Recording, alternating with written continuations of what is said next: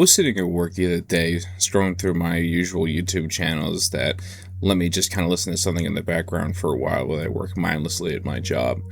And I came across one of my favorite YouTubers, Parallel Pipes, a video that I hadn't watched of his yet, titled Anomalies in the Way Bach Machine.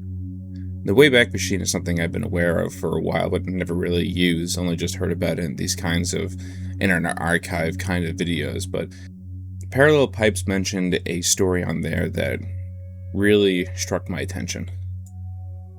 On September 18th, 2008, a man posted a blog called Raising a Psychopath, and then captioned, "I feel a lot like Harry in the TV show Dexter. I know for a fact that my adopted son is a psychopath." And after hearing Parallel Pipes' kind of breakdown of it, it intrigued me to kind of go in there and read the many, many posts that this guy had put about what his experience was with raising this child with his wife, and it inspired me to create a series here on YouTube where I read out every single post that this guy had posted through 2008 till 2010, and it's pretty lengthy, so it'll be quite a few parts.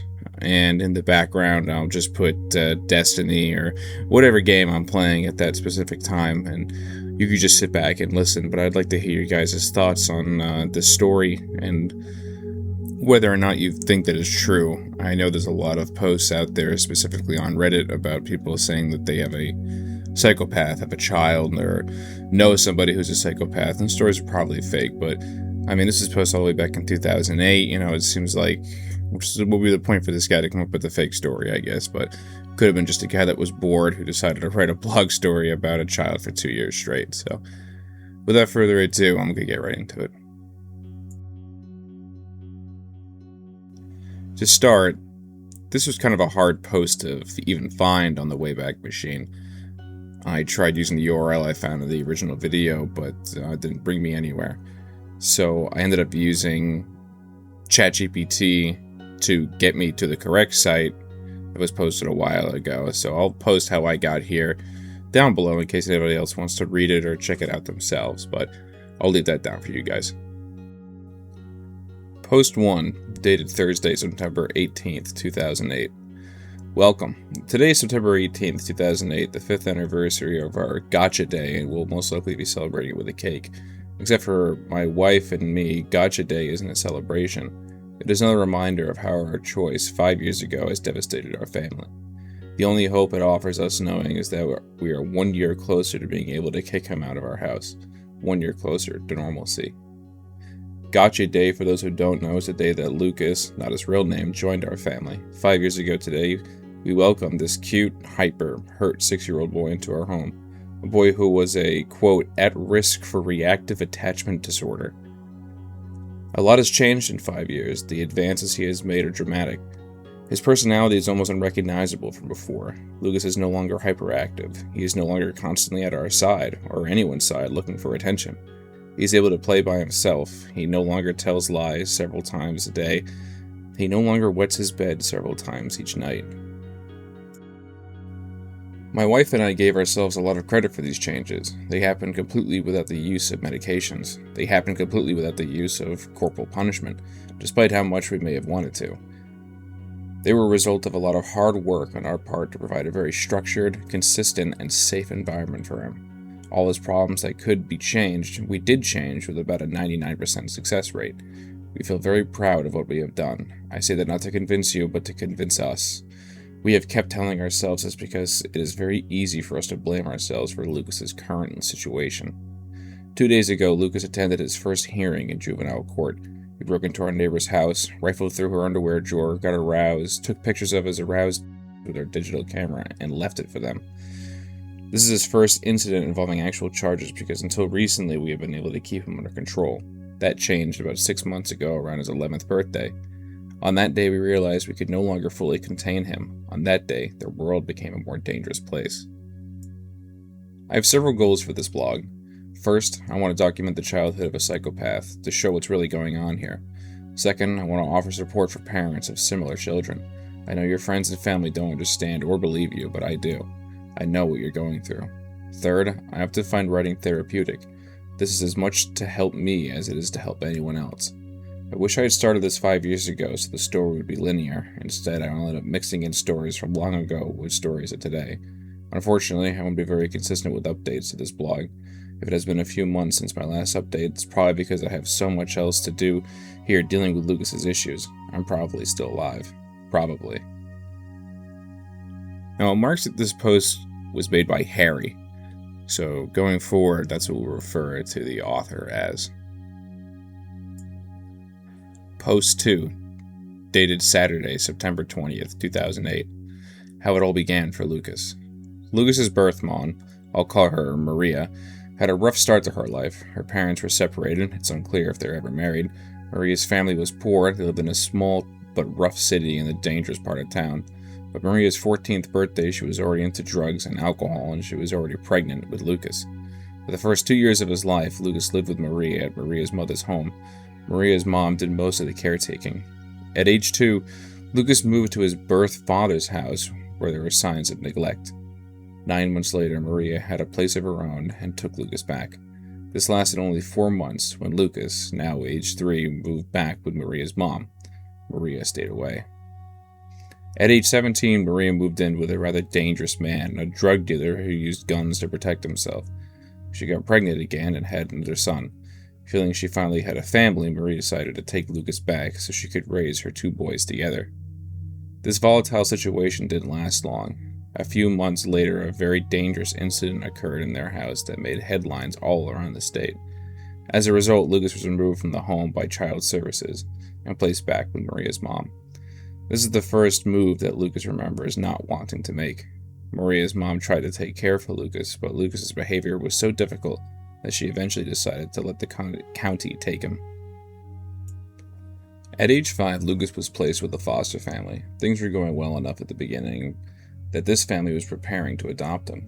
But Lucas's behavior, including his consistent wetting of the bed, strained the family to the point that Child Services felt it was no longer in Lucas's best interest to stay there. At age 6, Lucas moved into the home with the nicest people you could ever meet. This couple has a very stable and loving home. They had 2 teenage children of their own, and being good church-going folk, they wanted to help by opening their homes as a foster placement. Despite making it very clear to Lucas that this was only a temporary placement, the home and the people were so wonderful that Lucas strongly attached to this family. He was safe and happy for the first time in his life. That happiness lasted 4 months, until we showed up and ripped him out of there. This section is titled, How It All Began for Us, Part 1 of 4, dated September 21st, 2008, a Sunday. A 4-part description for our journey into adoption, based on some writings I had made at the time. During the first 8 years of our marriage, one of us would occasionally ask, "Do you want a kid?" Each time the answer came back, the other is no. On September 2002, one of us, I don't remember which, asked again, and the answer came back, maybe. So we went to the local Wendy's restaurant and discussed it. Neither one of us wanted to give up our careers to raise an infant. We didn't want to use full-time daycare, plus neither of us really were interested in having a baby, just a kid. So we said, what about adoption? We both seemed to like the idea and started looking into it. So we contacted a local agency that specializes in older child adoptions. We signed up for their training session, 3 hours every Sunday afternoon for 8 weeks. We learned how to be a parent and how to parent children who have come from homes where they may have been neglected or abused. Many of the kids they talked about had serious mental or physical handicaps. We felt for these children, but knew that was not the type of child we were looking for. One of the many forms we filled out was basically a list of all the disabilities children in their care might have or situations they might have come from. We had to check off from a list which disabilities or situations we would or would not accept so they could be the best match for us. Here's what we wrote. Because of the difficult life the children have lived, we realize that almost any child placed through your program will have issues and behaviors that are similar to many of the disorders listed here. Our only wish is that our child should not have any kind of permanent disability or disorder with a medical cause, but we wish that any disorders our child may have be a result of an environmental cause, not a medical one. Our goal is to provide a permanent, loving home where these issues can be addressed and reduced. After our training, our caseworker would occasionally stop by the house with profiles of different kids. All seemed to have something that made them not a good fit for us. Some were kids with mental disabilities with a medical cause. Some were too young, some were too old. Some had behaviors so bad that we just couldn't handle them. So for about 6 months, we waited. How it all began for us, part 2 of 4, Tuesday, September 23rd, 2008. It was mid-July when our caseworker called us and said, "I might have a match for you. His name is Lucas." We read the profile and liked what we saw. His birth mom had likely used drugs and alcohol during pregnancy, but there were no obvious signs of fetal alcohol syndrome. There were also no signs of any other physical or mental handicaps. He was a kid who certainly had a rough life and had a lot of behavioral problems because of that. We were starting late, and he had a lot of behaviors to unlearn, but we felt confident that providing him with a stable, safe, and loving home, we could turn him into a productive member of society. In mid-August, we first met Lucas during a meeting at Child Services. He didn't look at us or say anything when we first walked in. We had our meeting. Immediately after the meeting, we decided that, yes, this was the child for us. We went to another room where Lucas was playing. He had just received a new backpack for school with lots of pencils and folders and other school stuff in it. We sat down, and Lucas showed us all the neat stuff he had just got.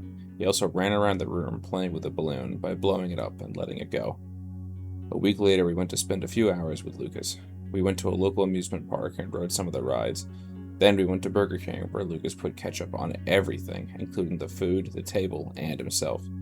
We took him back to his foster home, and he seemed much happier to be there than with us. We understood because his foster parents were more like grandparents than regular parents. They were cool. We were excited. We were told that once we did the first meeting, things would move very fast, but for us, it seemed like a really long time. At this point, we were ready for Lucas to move in with us. He was just starting first grade, and we didn't want to wait for him to get comfortable there before we moved him. We were also afraid that Lucas saw us as the enemy, trying to take him away from the really cool family he was with. He was relatively new to them as well, and hadn't bonded too much with them yet. But we saw how Lucas looked at them when we dropped him off, how happy he was to be back with them. We knew that he now bonded with them more than ever. They were his family that he was coming home to. For a few days we hadn't heard anything and were getting frustrated. Then our caseworker called and we set up a timeline. 2 weekend visits at our house, starting this weekend, and then on Friday of the third week, he would move in permanently. That seemed like a long time to us. Why do we need this weekend visits and then another full week before he moved in? The next weekend, we picked Lucas up for the first visit to our home. The car ride was stressful. Not 5 minutes after he left, Lucas asked, "Are we soon there?" And every 5 minutes after that, "Are we soon there?" We knew that would be a really long 3 hours. On the way, we stopped at McDonald's and Lucas ran through the play tubes, then continued on our way home. Are we soon there? When Lucas arrived, we expected him to run all over the house and yard, checking it out. But he really didn't do that. He walked in and basically stayed in one room, didn't explore at all. After a while, we ran around outside, played baseball, and hunted for bugs. The next morning, we took him to Sunday school. He liked that. My wife tried to get him to sit through church. He didn't like that. Then we drove 3 hours back, repeating the entire time, "Are we soon there? Are we soon there? Are we soon there?" After we dropped him off, we were both exhausted. Suddenly, it was real. It was going to happen. And those 2.5 weeks that seemed like an eternity were now 2 weeks that seemed like not nearly enough time. We had to get ready. Much of the time we spent trying to register him for school and in after-school programs. We bought a small TV for the car. That was the best investment we made in a long time. The second weekend was basically the same as the first, except that there were fewer "Are we soon there's." Instead, Lucas watched Schoolhouse Rock over and over again. 5 days later, Lucas moved in with us permanently. It was a rainy day, and that morning all three of us woke up with a bad cold. We piled all of Lucas's things into the car. Lucas said goodbye to his foster family. I don't remember if he cried. A storm hit the first night Lucas moved in. The power went out. So here we were, all of us feeling quite sick. None of us had taken a shower since Thursday morning before the move, in a house without power and water, and we had a hyper little 6-year-old running around demanding to be entertained every second of the day. At the end of every post, there's a comment section where anonymous people can leave comments on the blog, and none of them have really caught my eye except for this one from someone claiming to be a therapist, like a child therapist specifically.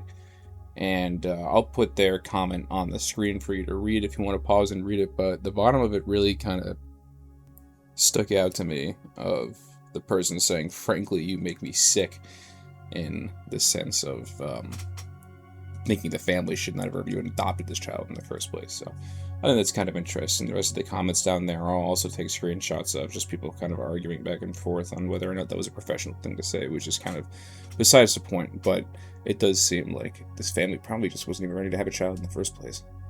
Let's continue. How It All Began For Us, Part 3 of 4, Wednesday, September 24th, 2008. Fortunately, the power came back on the evening, but those were probably the longest 12 hours in each of our lives. The first month was quite stressful. Lucas was basically fine, just a little hyper. Okay, a lot. He adjusted well, he liked his school and latchkey program. The biggest problem was Lucas didn't like my wife at all. He was mean to her, ignored her, threw temper tantrums when he had to spend time with her. This was just compounded the problems my wife and I were having on their own. It was a very difficult transition from our old lives, where we came and went as we pleased and did what we wanted.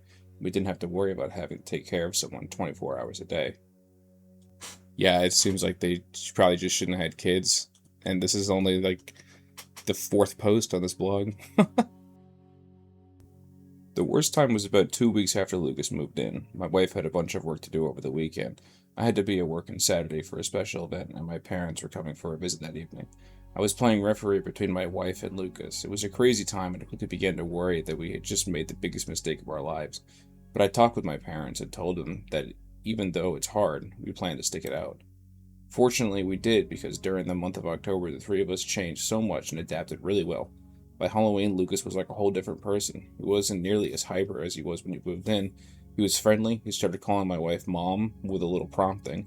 His grades were improving, and we started having a lot of fun together. It appeared everything was going to be okay. Thursday, September 25th, 2008. How It All Began For Us, Part 4 of 4. As Christmas approached, Lucas didn't seem all that excited about it. We had to force him to write a letter to Santa. He enjoyed the Christmas party at my office. But even on Christmas Eve, he seemed to have little to no interest in Christmas itself. He didn't ask about Santa or presents like we expected him to. We were really looking forward to this day, our first Christmas together. We wanted it to be a happy and memorable day. We hoped it would bring us closer together.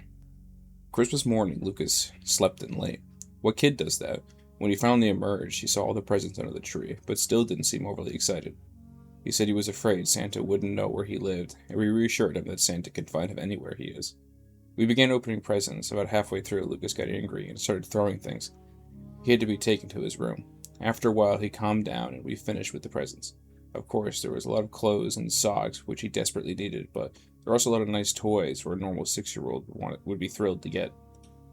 When we finished opening presents and it was time to play with his new toys, Lucas said, "This is the most boring day ever," and then repeated that later on in the day. We asked him about his previous Christmases, but he wouldn't talk about them.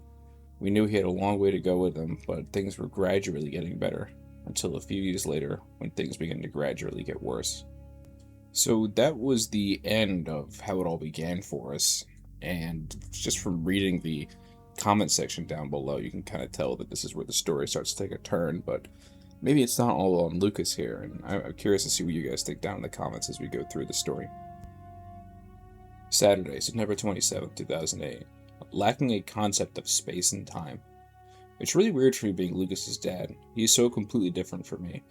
In fact, academically, he's the exact opposite. Lucas is great at spelling. He can memorize almost anything. I have trouble spelling the word cat. In math, Lucas easily memorized his timetables. I never did learn them. I was good at concepts and understanding the relationship between different things. Lucas struggles in that department. Lucas can be easily taught the steps used to solve a particular problem, but he also has no understanding of why he is doing these steps. He has no general concept of numbers, of space, distance, and sizes, or of time. At 11 years old, Lucas has trouble telling the difference between an inch, a foot, and a mile. I just now picked up a magazine from my desk and asked him how big he thought it was. He stared at it a bit and said he didn't know. I helped him a bit by asking, is it an inch long? Is it a foot long? Is it a mile long? He still wasn't sure. I waited for him to think about it, and he finally came up with a guess of 76 inches long. His concept of time is just as undeveloped. He can't easily tell the difference between a minute, an hour, a day, and a year. He knows to put the popcorn in the microwave for 2 minutes because that's what the package says. But if the package had to put it in for 2 hours, he would happily do so. He would then stand there for the full 2 hours, waiting for the microwave to be completely obvious to the fact that it is now time for bed. But it's worse than that. Lucas has almost no concept of past and future. For him, there is only now. Right now, he is waiting for the popcorn to pop. He doesn't know how long he has been waiting or how much longer he will have to wait. He knows that he will be leaving for the store in 5 minutes, so he puts in the Transformers DVD, fully expecting to watch the whole thing before we leave. Now imagine how his inability to conceptualize time affects his decisions. Lucas wants the candy bar he sees in the store shelf. He knows he is not allowed to take it. He knows he will get in trouble if he does, but that trouble will come in the future, not right now. Since the future is a vague concept, so is the trouble he will be in. As a result, he takes the candy bar. Now it's time to punish him. He could stand in the corner, or go to his room, or lose his TV or PlayStation for a time, but for how long? The answer is irrelevant. It could be 5 minutes or 5 years and have the exact same effect on Lucas. We didn't understand this at first. Each time he would do something wrong, his punishment would get longer and longer. By age 9, they were extreme. He was stood in a corner for 4 hours straight, without saying a word. He spent an entire weekend in his room, coming out only for meals and bathroom. He lost TV and PlayStation for a year. In all these cases, never did he ask, how much longer? Never did he get excited when the punishment was almost over. He just took it. When the punishment finally ended, he went right back to doing the behavior he was punished for. It's like it didn't faze him at all. It was at this point that we realized that he had become totally immune to punishment. Now, I don't know if this part's over-exaggeration on the author's part, but, making your 9-year-old child sit in the corner for 4 hours without talking, or make him sit in his room for an entire weekend seems extreme, no matter what the offense was that the child caused. And that's also what the comments on the blog post seem to say. Sunday, September 28th, 2008. Totally immune to punishment.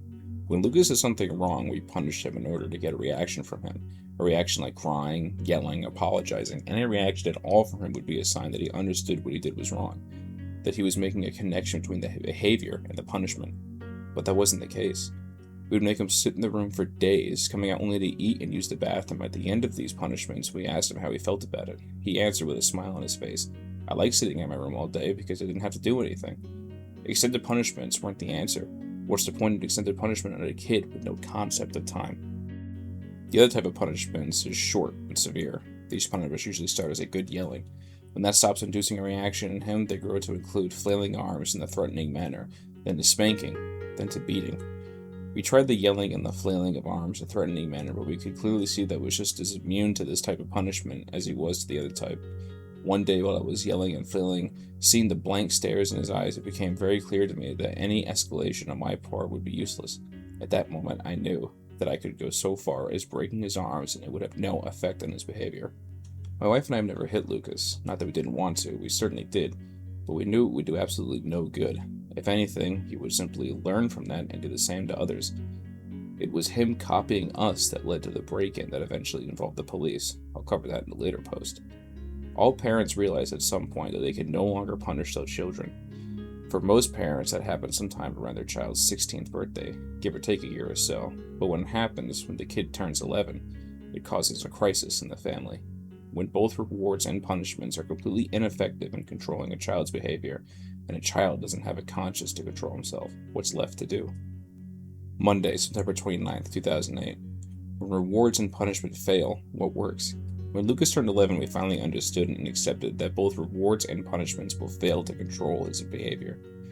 That realization transformed our lives. We completely changed our system of parenting. In fact, we were no longer parents in the normal sense of teaching him right from wrong and helping him learn from his mistakes. That simply wasn't going to work. Instead, we were much like wardens. Lucas is simply not allowed out of our sight without another adult being in direct control. He's not allowed to participate in any after-school activities. He's not allowed to play in the yard alone. He's not allowed to leave our property alone. There is no TV, no PlayStation, and no computer without direct supervision. Most of the time, he just sits in his room listening to his radio. A normal kid would be freaking out from this level of control. Lucas seems to thrive in it. As long as he knows we're watching, he is fine. It's as soon as we are gone that he will take full advantage of the situation. So we go about living our lives, not worrying if he's happy or not, because he is, not trying to engage him, because he won't, not playing with him or really interact with him much at all, other than keeping watch. We ignore him. I know it sounds horrible. I know it sounds like we're the worst parents in the world. I know that parents of normal children simply cannot understand this, but it's the only thing we found that works. And by works, I mean it is the only thing that keeps him out of trouble and the only thing that keeps us sane. And although we've not met any, I'm sure that there are a few parents of similar children out there who understand exactly what we have done and why we did it. This is the last post of September in 2008, Detachment. Another thing that began to happen at age 11 was we began to unattach ourselves from Lucas. We saw the writing on the wall. With no stops in his behavior, it wouldn't be long until he did something to involve the legal system, and not long after that the courts would decide that he should be placed outside the home, either in a juvenile detention center or some form of residential treatment facility. We had expected an incident involving the legal system in about 2 years when he reached the age of 13. Instead, it happened in only 6 months, at age 11. This bumped up our timeline for other events. Lucas has just started the 6th grade. As of today, September 30th, 2008, here is a timeline of behaviors I expect Lucas to follow, assuming he stays with us. 6th grade, suspended for seriously hurting another student in school, sexually assaulting a fellow student, steal a cell phone and or portable game system at least once, probably twice. 7th grade, his first violent act towards one of us, hitting, etc. Another break-in, another sexual assault, another major theft. 8th grade, his first rape, his first serious attempt on our lives, knife, etc. Take our car for a joyride. 8th or 9th grade, his first gun. 9th grade, his 2nd and 3rd rape, his first drug possession charge. 10th grade, honestly, don't see us being involved in his life at this point. Now that we have finished all of the September posts for 2008, I wanted to kind of go over what I think so far, especially with that last post. I mean, if you think that your child is going to do those things, you need to have somebody step in, therapist, somebody professional. I'm not sure, maybe later on he mentions brings it to a therapist, but it seems like you need to stop whatever this kid's going to do if you think he's going to do all these awful things, and he's only in the 10th grade. So, like I said before, too, the comment section really goes off on the parents, or most of these posts, saying they weren't ready and they shouldn't have had a kid and all that kind of stuff, and I tend to agree with them on this. I mean, I'm not sure what's wrong with this kid, but these parents definitely didn't seem like they were ready to be a parent. We're going to go ahead and end the first episode there and pick up with October of 2008 in the next one, which has about 22 blog posts on it, which is a significantly higher amount than this season. And again, I wanted to make this video to just kind of record this story. I feel like I've heard this story mentioned really in only one other video, so I just thought it would be an interesting thing to archive on YouTube. So tune in for the next one if you guys are interested. Leave your comments down below, and what do you think of this family, these parents? So far they don't seem like that great, so leave what you think of them down below. Thanks.